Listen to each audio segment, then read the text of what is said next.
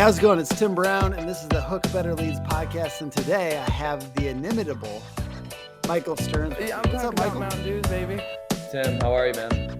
Doing very well. This is Ascend Digital Agency. Ascend Digital Agency. Yeah, with an I call it ill-timed Ascend alarm. Digital Marketing sometimes, but I'm wrong. I've been called worse. Yeah. Yeah, so it's fine. And Michael's been doing roofing marketing for a long time, and I don't really suggest very many competitors, but I've suggested him several times because I believe that he's an ethical player and he's doing his best to rank his clients and to make his clients money. Also, I see a lot of roofing companies that suggest his services, and I always trust roofing companies more than I suggest or trust the companies themselves. And so it's always good to see how many people suggest you guys in the Facebook groups and stuff like that. Yeah, likewise, brother. So we are talking about how SEO is slow today. And we're going to also talk about, is there anything we can do to speed it up? Because to me, that's the question on a lot of people's minds. And I'll be real.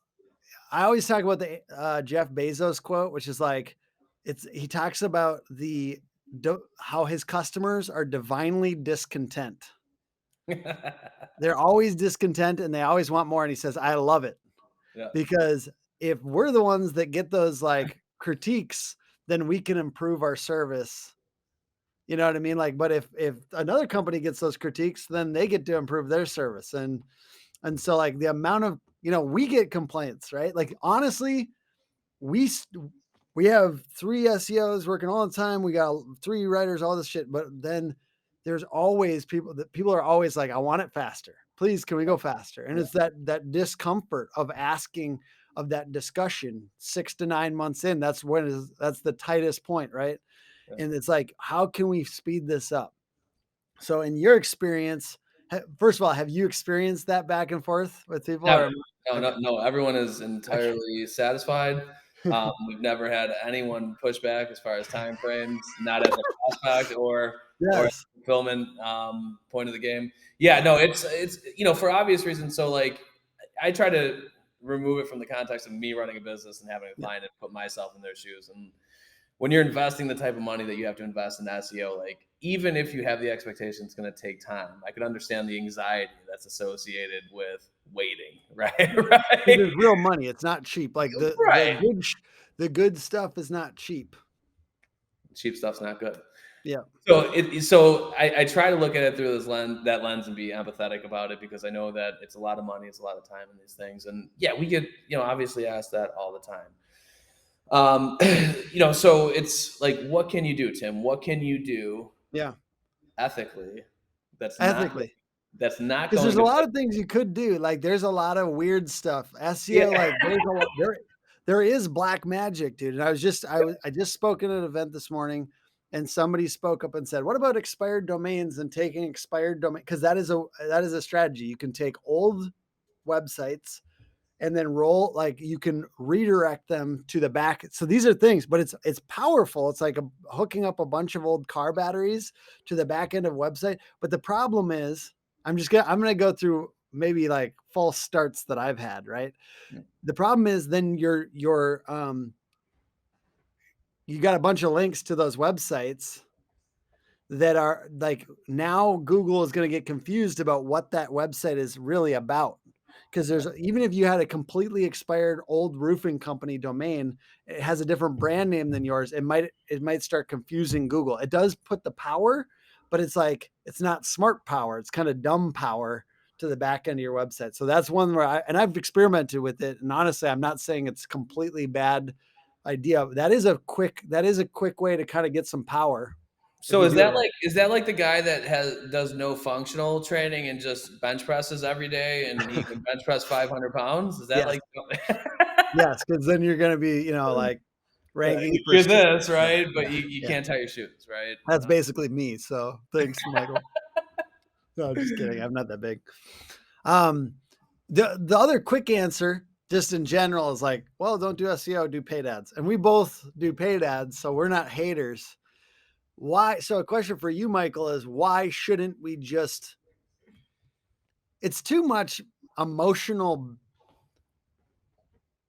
effort sometimes to be with people on SEO, like Yeah. to really do what it takes because it takes so long. So sometimes it's just like, let's just do paid ads. Like Yeah. my question for you is why not just do paid ads as companies? Like, why don't we just do that? Because it's so much more clear cut and we don't have to have these conversations about why it takes a while. And it's like 6 to 9 months in, there's like these super uncomfortable, like, oh God. And you and I are both like, oh, please, let's fucking go. You know, Yeah, we're right. pushing on these sites. It takes And it's tough, time. right? Because there's not a clear expectation, right? Mhm. The expectation is you're not sure, and it sounds shitty to say this. You and I, we don't know exactly what to expect, how Google's going to Mhm. react to the content that we're publishing, the links that are being built, right?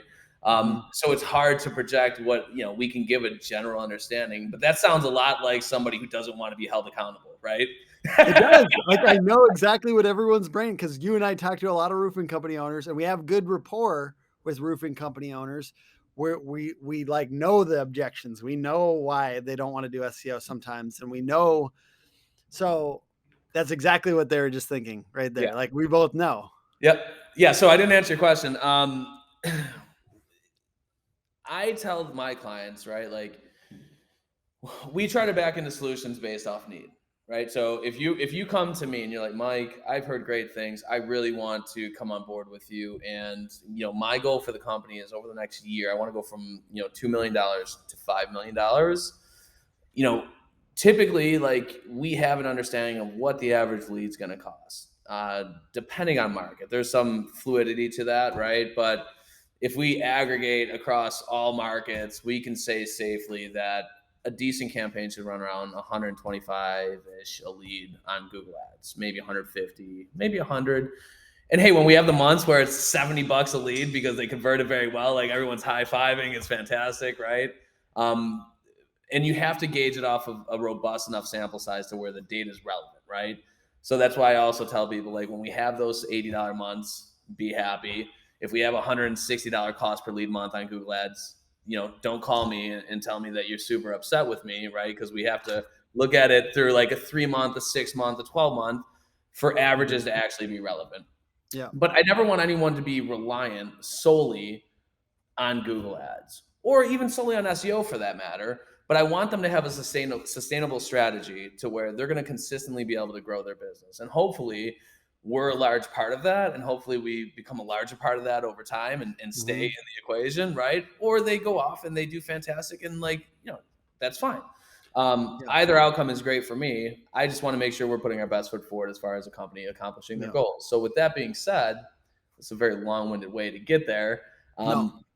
Yeah, I want people to invest in things that are going to give them some sort of autonomy Yeah. from being at the mercy of paying for every single click to your site. It's a great Yep. way to jumpstart your company and get that immediate push. I mean, I heard somebody go far left with it the other day and say it's like, get off of, crack cocaine and stop Mm. paying for Google Ads. And it's like, well, okay. Like, I get what you're doing, but it's like Google You Ads you are gotta actually tell people you've obviously never had good crack. Yeah. Right.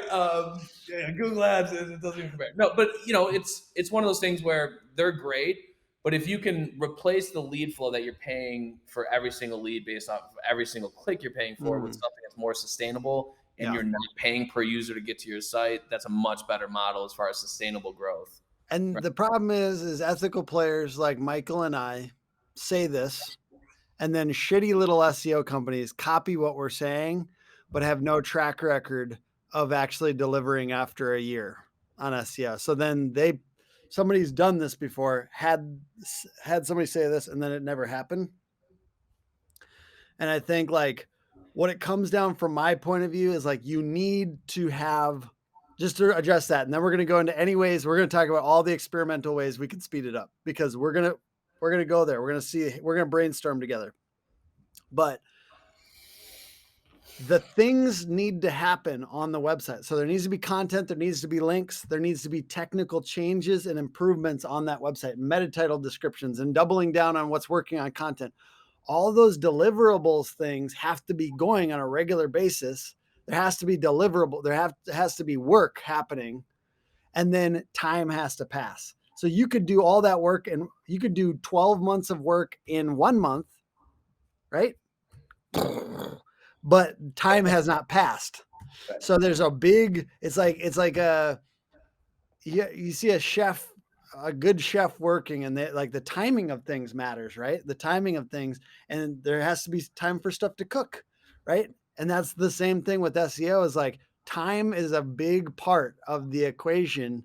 Time passes, and things happen. If you just mix, if you took like 3 minutes and did every single thing of an omelet, but you didn't actually let time pass on the stove, you just have runny eggs, and it'd be nasty as shit. So the Right. point is like, if there's not time passing, the activation, the chemicals and the activation of this stuff doesn't happen. And so time is a real component. I'm sorry that shitty companies use that to sell their shit too, but it's real. Um, so let's get into ways to speed it up. So any ways that you've tried, either failed or successfully, to try to speed it up, because that's the thing people want. So we got to talk about it. Yeah, so like you and I both know the importance of content, right? So like in theory, just Tim just put out more content, Mike just put out more content from Yeah. us, right? Like, and there's, because within that there's opportunities to kind of get syndicate that content and have that content picked up and get backlinks from it. So like, why not just write 50 articles a month, Mike, Tim? I will say, here's the deal. That is one lever that we're working on, trying to find ways to increase content velocity, because I Right. do believe that's the number one lever Yes. to speed up SEO results. I still think time is required, but it's the number one lever to speed it up. It would be content velocity. So to me, anything that an SEO company can do to speed that up is probably the most likely item. That I just think about levers. Like, if there was one lever that I could crank to make SEO go faster, would be content velocity potentially. And I couldn't agree more. And it's just a matter of, okay, like you look at, I'm sure you've been hit with like the Jarvis ad, right? For the AI copywriting, where it's like they do spun content. And Yeah. like sometimes Jarvis writes really good content for 3 sentences, and then it looks like he had a fucking stroke, right? Yeah. So then you spend more Yeah. time editing the Yeah. content. It would be the equivalent of like some shitty roofer putting on a really shitty repair, right? Just to have somebody come back out, fix their fuck up, right? Yeah. And then come actually repair the roof the right way. You Or know, like a yeah. shitty tattoo that you want to get covered up. And the amount of time that's going to go put it into methodically covering that tattoo so it doesn't look like dog shit anymore. Yeah. Yeah. I've tried AI content in the form of Jarvis, and I'm trying to remember what specific tool I used. I did like 15 articles. I just was like, I'm going to see if I can do 15 articles on our website in like 2 hours or something like that. And I was just like, for fun, to try to do it. And one of them did rank. It was like, but the reason I think it was ranking was because I did find good images, like graphs and stuff like that. So it's more the formatting that I did Yeah. that helped it rank. Like, and that was not no time. It was like 10 or 15 minutes. And then like it dropped off. So it ranked for a little bit and then it dropped. So like, and that was on an authoritative website. You know what I mean? So ultimately, from my point of view, people have to read this content and want to stay. So Right. that's why, like, I'm not going to say I've never, we experiment with all different types of things, but I think at the end of the day, you have to figure out a way to make sure if real humans get to this content, that they actually want to read it. Otherwise, you get a little stuck. So that's where it's like hard to drop 50 articles of content. It's very hard to do this at scale in a way that's meaningful long term, but it's something that we're working on and trying to figure out. And I mean, I feel like that's what will help keep companies like ours at the front of the pack, right? Is that like Mhm. consistently trying to innovate and testing technology and things Mhm. like that could make things more efficient, to make the deliverables better, to make the Mhm. impact more quickly. Like those are things that I'm open to and I've tried. You're obviously of the same mindset. Yeah. Um, and there'll be some turds, right? Yeah. Yeah. like We come up with weird ideas sometimes that don't quite work. So Yeah, but it's just like anything else, right? Like yeah. you may have 10 failures, but that 11th one that's a success made the 10 worth it, right? But the beast concept is that we're innovating in a small hallway. So, like I think of a lot of these companies that, let's say, try to like market to roofing companies. This is like a promotion for Michael and I, but this is why you should work with a company like ours, either his or mine or somebody like, there's not that many like us. So in a hallway, we're innovating, and every single innovation that we make is in that hallway. So it's focused and it applies to your business as a roofing company versus if you are, they're working with dentists over here and whoever, how many other people, other kinds of companies, their innovation, they might have innovated and it was good for that client, but it's not good for you. So like every innovation that we do is probably good for you too. You know what I mean? So that's ultimately like, as we do tackle these problems of it doesn't take, it takes too long to rank or whatever. And we work on that. We're always working on that because we're very uncomfortable with that fact too. It's like one of the hardest parts about our business, and it ends up being like it's a point of contention sometimes, like, or excuse me, I should say, speak for myself, it's a point of contention.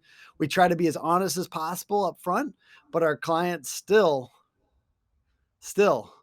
always want it to go faster. There's never like we could tell them, we could do a sales process for like 5 times before they sign a proposal, but there's still going to be that moment in month 6 and 7.5 months in where it's just like, come on. It's not Google ads where it's like, we're guaranteed, not even not guaranteed, but like, we're going to get 2 roofs a month. Like we're going to, Right. I wish that was the case. It's just, to me, it's like 2 roofs a month from ads. I love ads for that reason. And then like, to me, it's like, and then in a year and a half or 2 years, like I'm wanting those 4 months of roof or 4 roofs a month from SEO. Like it's really further down where it's like the leads are going up usually a little bit at month 9, on, but then like roofs, like, cause it's like however many leads until they actually get a closed deal.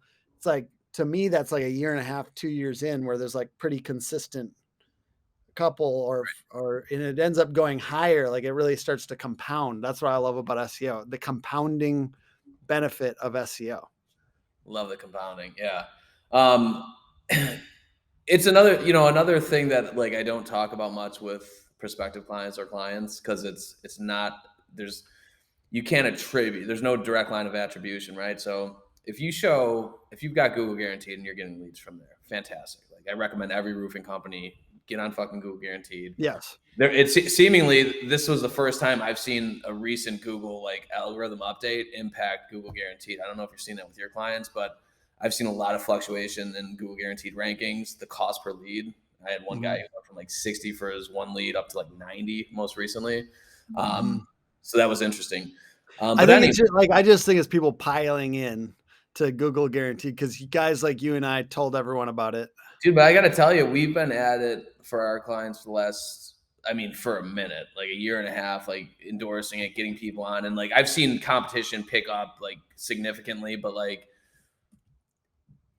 no matter what you put your bid at in market A, it would always be somewhere between $48 and $53 a lead, right? Mm-hmm. Now it's jumped to 89. Mm-hmm. And it was not too long after the most recent, like the Mother's Day algorithm update with Google. Right? Interesting. Worth taking a look at, guys, if you're watching, Yeah. because if you're not keeping a close track as far as what they're paying you, Mm-hmm. it's still even at $90 a lead is fucking fantastic. Yeah, it's still great leads. Yeah, right. But my point was, what you can like when you start ranking organically in maps, beneath the maps, and you're doing Google Ads and you're doing local services, you can't like attribute and quantify the value that's being served by your marketing agency by people being inundated with your brand on that first page. Because even if it converts through Google Guaranteed, if they saw your name 4 fucking times on the first page of Google, they're going to click somewhere, right? And what you're talking about is brand awareness. And, like, I believe in it. yeah. I love it. I think about it all the time for our company. It's just, it's hard to sell to roofing companies. You know what I mean? Like, it's hard to, It's hard to they sell don't, there's a a lot lot of of people. people that don't want to, that want that clear attribution every time from dollar spent to lead. And I really believe that you benefit more when you start to think like big corporations will have lead gen team and brand team. You know what I mean? Yeah. Like we don't have the benefit as a small business and as you as a roofing contractor, we don't have the benefit of having two separate marketing teams. Okay. So like it's okay if there's a little bit, we got brand awareness and lead gen mixing a little bit. Like I think that you should know that eyeballs are hard to get and it's really good to be up there. And like my best clients, my favorite clients, like even when we're getting leads on, let's say Google ads, right? There's leads coming in. They're like, well, at least like look at that impression share. You know what I mean? Like we got 33% of the market for that area. That's Right. freaking awesome. So like my best clients understand when there's like, when they're getting impressions, that's also good for their business, not just the leads. Yeah, and I mean, and that's kind of, I'm not a big Facebook guy because a lot of my prospective clients, they want leads, right? And I'm not of the mindset that Facebook is the best opportunity for them to get high intent leads that are going to make a really meaningful difference, High intent.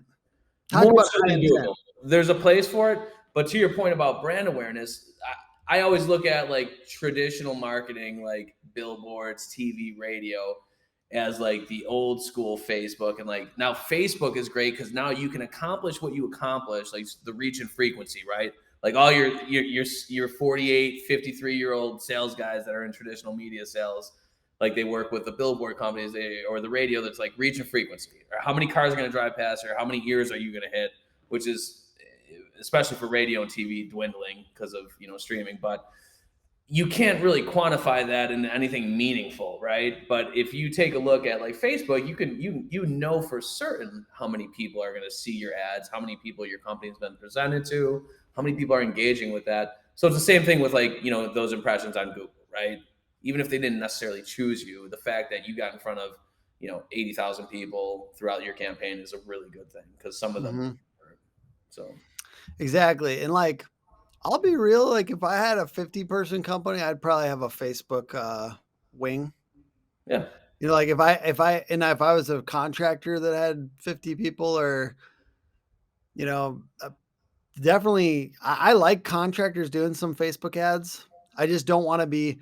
I don't want to be putting all my. I don't want to be putting a large percentage of my budget into that direction if Yeah. I'm a contractor, because it's just a little wasteful. Like Michael touched on intent. Intent is what is the point of somebody getting onto that platform? And Google, the intent is search and usually purchase. Whereas Facebook, it's entertainment, distraction. Uncle's Facebook Yeah, political I had a opinion. fucking Like, terrible day. Let me go yeah, kill some time. Oh, that's a funny cat video. I yeah, definitely need to leave, yeah. right? Yeah. Yeah, exactly. So if you're interrupting them, it's kind of an interruption. If you put a Sure. video on there, it's kind of an interruption to the point of why they're on that platform. And I watch that all the time. I was putting out my memes on on Facebook and Instagram, and then I realized like it's a little businessy for Instagram for me, and I just like stopped putting them out on my Instagram. Yeah. Um, you just gotta kind of pay attention and Wait, you tease were out. aware of what was going on? What's that? You were aware of what was going on? You were paying Yeah, attention? Yeah, gotcha. yeah, I'm paying attention because we don't want to interrupt people with our shit. We want to coincide with their reason for being on that platform and make something that works for them. So like I still feel like I'm not entertaining enough on TikTok. Like I feel like I'm doing too much education on TikTok, and I'd like to figure out a way to like do a little bit more entertaining, but it's hard. It's hard to Let's be let's entertainment is the hardest kind of content, I let's do a think. skit. We'll do a Yeah, skit. let's Yeah, do it. we'll figure it out. We'll get in the works. We could just do it right now in the middle of this podcast. Michael, SEO is too hard. It's too slow. I just want to pay per lead for the rest of my life. I got nothing, bro. That's fucking fantastic. Okay. Yeah. I, So I was thinking of me being like a corporate sales trainer, and like, all right, guys. And I'm talking to my 7 new hires, right? Fresh out of college. And like, all right, guys, we know that contractors aren't going to know the difference of what you're selling them anyways, right? So what here? I'm gonna give you this tool that's $9.99 a month. Make sure you fucking think, okay, that this is an exclusive tool because we're a Google partner, okay? Because that's gonna get their trust. And that's gonna give us the opportunity to suck them dry $500 a month at a time. Thank you, sales coach. Yeah. I'll do that right away. Yeah. I'm gonna pretend that they actually don't know shit. So, no, we just saw somebody do this on Facebook. So don't do that. If you're a marketing agency, don't do that shit. Anything else that you think could help speed this up? If you're just like, let's say you were consulting with somebody and Yeah. you weren't responsible I for the know a group actual in like, yeah, Bangladesh where you could buy 15,000 DA of 85 plus backlinks okay, for 12 bucks or whatever it is they're going to charge you. It'll be nice and cheap for you. yeah. Why don't we just do that, Tim? Well, I would say this is I love backlinking, but backlinking isn't as powerful as it used to be. And like the most powerful backlinks are usually the ones that are not cheap. That's just the reality of it. So if you really wanted to speed it up, usually it's going to require more money. Like let's say like if I was just consulting on somebody and they said I have unlimited budget, I need to speed this up, and I was just like I would probably have them purchase like niche guest posts and niche edits.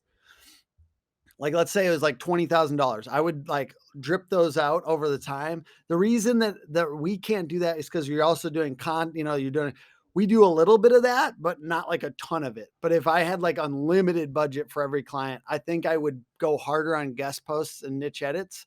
It's just also kind of wasteful because it's kind of hard to tell when they're not making a difference. Right. You know what I mean? So you could accidentally spend $20,000 on guest posts, and then really that's the content that's doing all the ranking hard work. Right.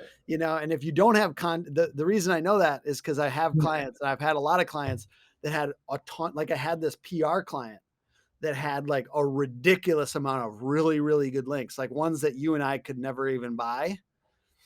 And then they had bad content or like content that was like reposted from other websites, and they didn't realize it was bad. And then they weren't ranking for shit, like nothing. So if you just have links, it's the recipe. It's got to be content. It's got to be links. Yeah, It three parts cannot just be content, one links. part links. Yeah, Yeah. no. And if you forget the content, like good content, it's just like you're chewing on a cookie that's just baking soda, man. It's Yeah. not good. Um, Here's one that I was like, why don't we just put the keywords everywhere on the website as frequently as Mm, possible? mm. Yeah, I'd say, yeah, this is a really good topic because a lot of people will get really heavy handed with the keywords. And I see this on like either younger SEOs or like people that don't understand business, that just SEO for SEO's sake and think that that's all that matters. And I used to be one of these people, so I can speak to that one a lot, which is the actual persuasiveness of your business's website matters a lot. And I talk a lot more about persuasiveness nowadays than just ranking. We got to rank, and then when we rank, we need that website to be persuasive. So I'm not saying don't use the keywords. I'm not an idiot. I'm saying watch for the over optimization thing, because not because Google has like some like keyword density thing that they actually use, because I don't think they have a real keyword density. They do want you to mention it. It needs to be in there 5 times. There's different ways to do that. But when somebody lands there, I don't want the first thing to be like roofing company Omaha. Like I want it to be to a human being interesting. I want it to be like, are you sick of contractors that don't call you back? Or like, I want it to be pain oriented and persuasion oriented. And then you can find ways to like kind of intermix the keyword in a little bit more subtle ways. That's really my big thing. I think just people that get heavy handed with the keyword are not like, they're not as integrated with salespeople as you and I. I think that we understand that this also has to sell deals. Right. One thing that I try to push to my clients as far and It's funny. It's like, what can we do to make this quicker? All right, I'm gonna give you a list of shit that you need to do, client A, right? Yep.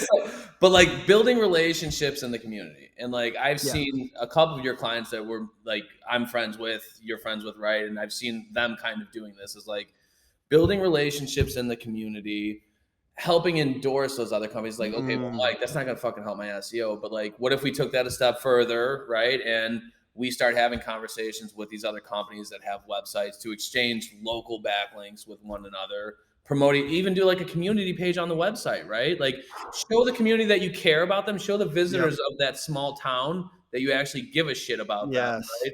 By That's good. broadcasting these small town local businesses on your website, right? And now you create almost like a network It's so of, good. yeah, like, but it always, that's not a lot of times not what people want to hear when they're paying you Yeah. thousands of dollars a month. Yep. But That's maybe that's partly what like they're paying for the deliverables, but they're also paying for you to be consulting. honest about what else they could do to get more business. Because I was just speaking at an SEO conference this morning, but I literally said like the the last third of my thing was like some of this doesn't matter for SEO, but it really matters for your business and selling more business. Right. You know what I mean? There's so many things that we have context on because we see so many roofing businesses, like you're saying, anything to do with networking, referral partners, social media to increase referrals, Facebook groups, like all these different things that they could expand. Don't just sit around. I'm just going to challenge both of our audiences right now. Don't sit around and be like there's nothing you can like push on me and Michael. Like you can be mad at us because we're not going quick enough, but there's not anything that you can do. They can't like yell at us to get us to move faster. Like ultimately, some of this stuff takes time. It's the thing you have stuff within your control. And I'm going to challenge everyone with this. You have more within your control. You could spend an hour right now and make leads happen for your business. Go to go to the local Facebook groups and refer referral partners.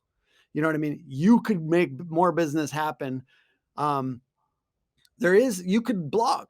That's part of it. Like I know you and like I think you guys handle some blogging for clients, like, Yeah. Oh, but yeah. you could also increase the visibility of your website by blogging as well. There's a lot There's of a tip. things. I Yeah. want to stop you there for one Yeah. second, Tim. And there's a tip within there that I want to highlight in this very moment is I've gotten the feedback or the rebuttal to that, rather, the objection, right? I love objections. And it's like, well, I don't write well, right? Like I can sit here Yeah. and I can sell anybody a roof and I talk great, but I don't write well. And it's like, dude, that's fine. Turn on your dictation on your phone and put it in your notepad, right? And start Mhm. talking through your process of how you do things. Think of it like you're selling an adjuster on damage and trying to get a claim Yeah. approved. Or think about it, think of all the FAQs you've gotten over the last 10, 20, 30 years in roofing, and answer the questions, Mhm. that you're faced with, right? So good because that's not even really an SEO play. Like, no offense, like that's not going to necessarily rank you, but like that video and that blog post like would really nurture a lead. Right. You know what I mean? Like it might not rank you. That's what I was kind of telling everyone. I say read the book They Ask You Answer by Marcus Sheridan. I strongly suggest it. And he talks about that. Like this could be a video. If you make a little video, 2-minute video, like I literally videoed myself just walking around my neighborhood after work. I walk around and I just think, and then I'm like, hey, just so like, and then put it on your YouTube. I literally I would upload from my phone to YouTube. So I'm not doing any editing. I'm literally just uploading and then I'll make a thumbnail later, maybe, like, so those things nurture deals, nurture closes, and then also could be sent out to prospects. So if somebody has that same objection in the future, you can send that video out to them. And honestly, sometimes that more informal video type actually is actually better than the super produced. Yeah. Yeah, people like to engage with it. It feels like a person, right? Not like, the cinematic quality is great. I think there's a place for it. So I'm Yeah. not saying don't shoot really high Yeah. quality content. But I think that there's a balance and you can benefit from both. Like be undeniable, right? So when it comes from content and it comes to like videos and YouTube and Google and posting and the content that you're putting out, like, is it directly immediately going to help your SEO? Maybe not. But now, if you've got if a roofing business owner does that for the next 5 years and he does two pieces of content a week, right? Just talking through these things and putting this content out on the site, and he's publishing videos on YouTube about it as well. Like, I think we'd both be hard pressed to say that that's not going to make a Yeah. considerable impact organically. And even if Google was gone, those things are making the money. So like that's my thing is like I always like people ask me like, is Google going to be around in 10 years? I don't know, but I know people are asking questions and Yeah. I know people are typing it in somewhere. And anything else that's like it takes from a pillar piece of content that you make, like a lot of those videos, then like I have automatically somebody on my team that blogs for those videos. Yes. So like anything you can do. And then I also have another setup where it's like they identify clips and then they make those into reels. So anything you can do that takes one big piece of content that you're doing and then makes like 10 sub pieces of content. Yeah, and it's not all, like, hey, dude, I have a Russian editor right now. I'm thinking I'm gonna have my buddy Trinity, who's from Africa. Like, I'm gonna see if we can do video with them. Like, so some of these things don't need to be in your office. You know what I mean? Like, I don't know. I think I get it. A lot of roofers are like America first vibes, and I get it. But then, damn, once you outsource a couple things, like you figure out how much it costs to bring on a full-time video editor domestically, and it's like, wow, okay, that'll squash your budget, man. Right? Yeah. So to that point, I'll be releasing a piece of content here soon, and let's talk about video editing and shooting specifically. Like, how many prospects and clients over the years have you had that would benefit immensely from it in so many different perspectives of their business that just it doesn't get done, right? And the challenge is real, right? So if you think about, and I think you and I have talked about this before in the past, Tim, like leveraging local colleges and universities, right? So like one of the biggest things that college kids and recent grads face is the objection of when they're trying to get hired somewhere out of college that they don't have any real world experience like in the field.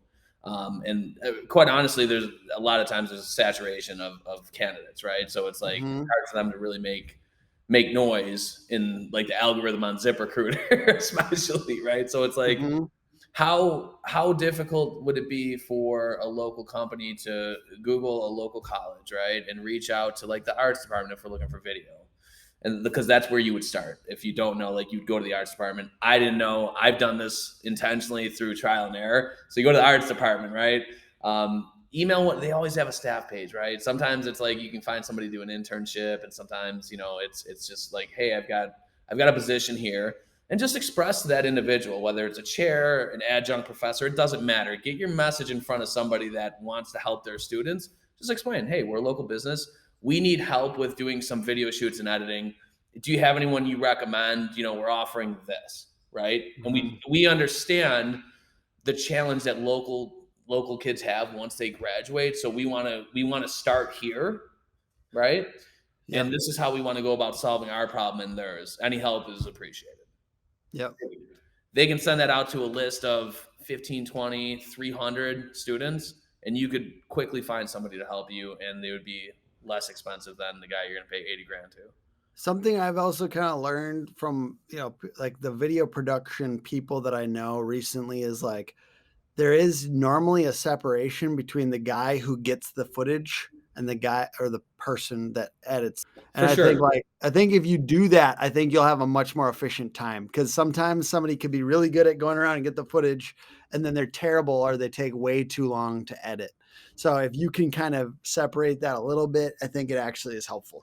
So I'm going to challenge people to take the Tim Brown approach, where we're going to say we would rather have the college kid that's shooting at, let's say, 70% of the quality of what it could be if we divided that task into two, in place of having nothing because it's too overwhelming to go find two people. And I'm going to do a really good job getting my content out in front of people because we know how much value there is to this content. Yeah. And I'm going to net positive in a big way from doing that. Yeah, that's the thing that people don't realize is it doesn't matter how high quality you make this shit. It doesn't make you automatically have an audience. Right.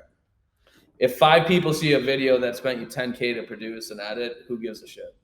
That's the real deal. So you gotta know that you're actually gonna spend money getting in front of people, or you basically just gotta go a little bit lower fi while you build the audience, so that by the time like maybe you're improving the quality, and then you have some audience to actually like benefit from that. So that's always the balance. Because I saw this guy at RoofCon who had like a giant weird like dorky harness that went over his thing with a camera like this. And he like I went up to him, I confronted him. Like literally he was so mad at me because we had this contest was like, how do you rank? And it was like city plus service. And we like gave out prizes based on where they ranked. And like we did theirs and they were like on page 2 or 3. And I was like, the time that you're spending here on this video, there's probably more money to be real with you, there's probably more money to be made by pushing into Google a little bit more. And I know that video's the fun shit.